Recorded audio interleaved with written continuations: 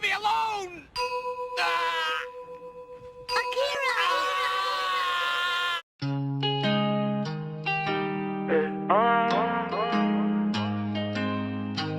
You see these sunglasses? I personally don't love wearing them, but I'm installing a new rule. Whenever you see these glasses, it means that I'm about to give a negative review. So today we're looking at Reach Records Summer 23 playlist. And when they first announced this playlist with the first advertised single, and I have to specify that it was advertised because technically the first single was Desire Part 2, which came out weeks or at least a week before or a few days before Stay Low. It's really funny how I thought that Stay Low was an okay song, and I was like, maybe this will be the worst of the playlist, so maybe the playlist will get better. And with every week, the playlist got honestly worse and worse until I just broke down and couldn't take it anymore. I had recorded another video a while back and was like, no, this isn't good. I need to get my thoughts out better. So you know what? I'm not going to spitball and improv. I'm going to do like I did last year, and I wrote down my thoughts, and I'm just going to read my thoughts to you. So here we go. The Summer 23 playlist review.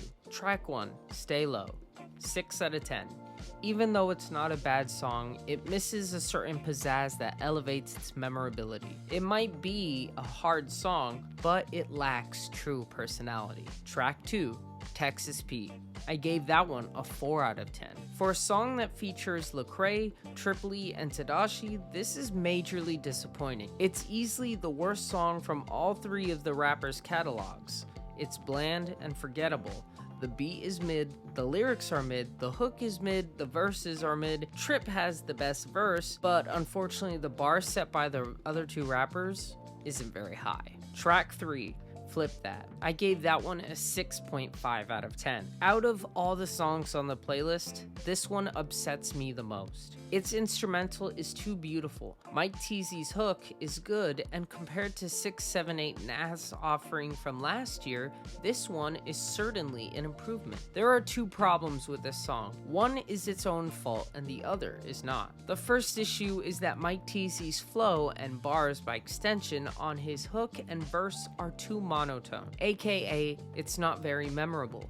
This is a problem that shows up time and time again on this playlist. This issue is more of a nitpick. The other problems though, especially the second one, is a bit more impactful. The problem is that Flip That does not belong on this playlist. It feels like an album outro or intro and not a quote-unquote fun song, which is what this playlist is made for. It's made so that you have something to vibe with over summer, and this song does not feel like a summer song. Track number 4, Blessings. I also gave this one a 4 out of 10. And I wrote, what an aggravating and annoying song. The whole thing is way too repetitious and not in a good way. If your lyrics are going to be repetitive, have your beat be a little more complex. Maybe let the hook be repetitive, but spice up the verses. This song, however, has a hook, and a long one at that repeats one line in 2 variations, which is, all my father give is blessings, all my father know is blessings, over and over.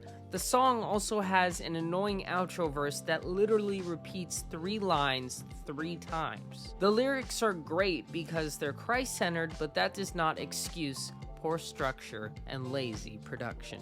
Which, yes, I do feel like the song had lazier production, mainly because there was nothing at all unique about the track in itself.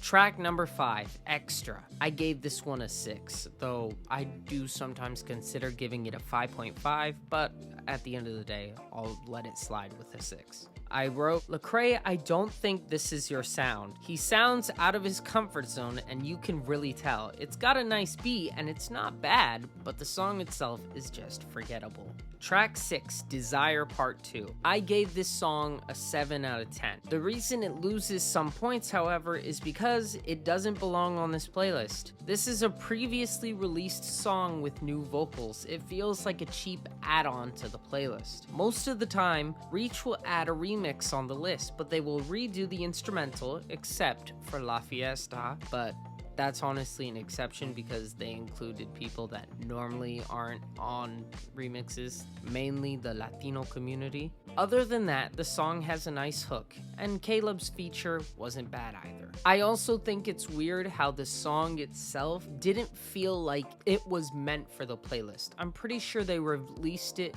a few days to a week before Stay Low, and they didn't even announce that Desire Part 2 was on the Summer 23 playlist until about 2 weeks before the whole thing dropped. They even changed the artwork to match with the other artworks last week, I believe. I was recording the video when they just changed it, so it's really weird that this remix was added and not Love Like That, which would have dramatically improved this playlist's replayability score.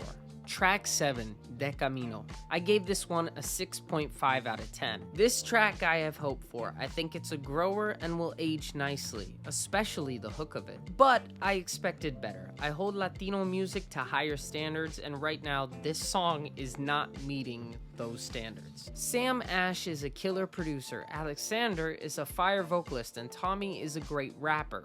So I guess I wanted a bit more of a punch than what was given.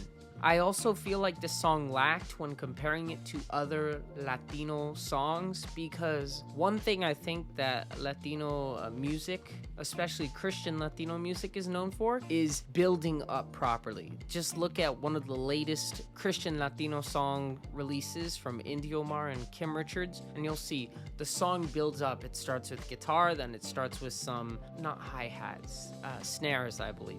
And then it starts with the kick, and then in the hook, it all comes together. While this one, it didn't build up. It just immediately was all there. And so there wasn't much variation except for that drill switch up, which wasn't much variation, honestly. Track number 8, Mowanbe, 4.5 out of 10. And I wrote, it feels cringe. The actual hook feels cringe, like when you're watching a TV show with bad acting that makes you shiver with awkwardness. So does the hook for this song make me feel. The production is generic and the vocals are painfully average. Yep, that is how I feel about that track. Track 9, Back Home. I gave this one a 6 out of 10. First off, I love how DKGKIE sounds exactly like Future on the first few bars of the song. Aside from that, I think the beat switch is decent and the second beat is alright, but the first beat aggravates me. It is a progression that is used in many songs, namely Jordan Felice's Glorify and Forrest Frank's No Longer Bound. There are also more, I just can't exactly name them right now, and I'm tired of its overuse. What's funny, however, is that in the first half of the song, I like the vocals better than the background beat, and in the second half, it's the opposite. I like the beat better than the vocals. Lecrae, in the second part of this song, tries this NBA YoungBoy flow that doesn't match his voice, and DKG, while not bad, reuses his for real flow from his feature on Zonti's Guide My Steps, which is a great feature, by the way. If you don't know that song, Guide My Steps by Zonti, I suggest you listen to it. It's a really good song. Side note, rest in peace Takeoff, but isn't that enough Takeoff references? Aaron Cole and Not Clyde have referenced his name recently, and like the losing my head like JFK bar, this one is being used too much and I'm so over it. Literally, Lecrae in this song says, take off with my Migos. Like, I'm gonna see something and I'm gonna take off with my amigos. Something that literally, Not Clyde says the same exact bar. And Aaron Cole mentions Takeoff in his song on DJ McGelvey's Bodega. The good thing about Aaron Cole's is that it's very different. He talks about how the streets took Takeoff, so he can't trust the streets. But Not Clyde and Lecrae's bar here are identical in every way. They literally are the same bars, just said by two different rappers. And like how the other one, the JFK one, is said by pretty much everybody in Indie Tribe, I'm pretty sure that John Keith said something about JFK on his Eremos album about 3 times. No Big Deal did too, and I think Mowgli, although I'm not sure about Mowgli, but I know for a fact that No Big Deal did. and someone else who isn't on Indie Tribe, but still. That bar is being overused. Some bars about takeoff are being overused. Guys, let's stop overusing bars, please. Track 10, Encore. I gave this one a 6 out of 10. The hook is why this song is a 6. Other than that, it would have been a 5.5. The verses are okay and the beat is okay, but once again, it really is the hook that elevates this song. Track 11,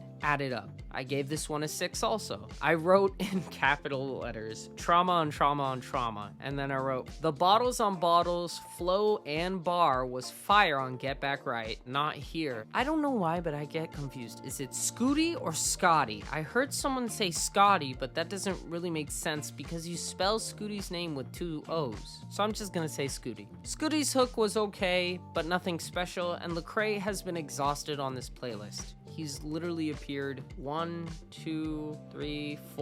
times on this short 12-track playlist. Like last year, how 1K Few was overused on that list, he appeared about 6 times. Same with Lecrae, he's overused on this playlist. But then I continue to say, the beat is alright, and like Stay Low, the song overall is missing something that I just can't place my finger on. It might be that it lacks true personality, it might be that it's a bit bland, but it's missing something. Finally, we have Low Key. I gave this one a 5.5. I hate to say it, but this track is boring. This is an issue that should not exist because you have Scooty Wop, Not Clyde, and 350 on one track. But somehow this is an issue. Not Clyde and 350 gave mid-verses, which is shocking. Scooty's hook was okay, but his hook on the last track was better. The beat is also okay, and DJ Mike LV is just DJ Mike LV, but this song was just a not impressive ending to a not impressive playlist. Overall, this playlist lacks any significant highs, containing only lows and some above average tracks. It makes last year's playlist look like a masterpiece by comparison. Most of the songs are forgettable and bland and disappointing, and they mostly miss that thing and element that draws the listener back to the project. Because of all of that, I have to give this playlist a 3.5 out of 10, making it one of the worst scores I've ever given, and probably the worst Reach Records score any project has ever received from me. I can't believe I said this. Can we just get to next year's better list already? I think that's actually more optimistic than kind of mean, but it's true. I'm over this list. I think right now the thing I'm replaying the most is Desire and possibly the hook of De Camino. Other than that, I can't really think of much that I'm gonna revisit with this playlist. Once again, replayability, it hurt this list the most. I'm pretty sure the replayability score was in 3 or 2. It was bad. Thank you for making it all the way to the end of this video. I hope that you agree with this opinion. If you didn't, that's fine. Leave a comment about it, I'll read it. You don't have to agree with me and I don't have to agree with you, but we can be respectful about our differences and opinions. Please, if you haven't subscribed, like the video, make sure once again to comment. Even if you're not voicing out your opinion, leave any comments because I'm telling you, it encourages me to make these videos. Remember, there's only 2 things I know. I know that Jesus is king and that JT Moi knows best. See y'all next time.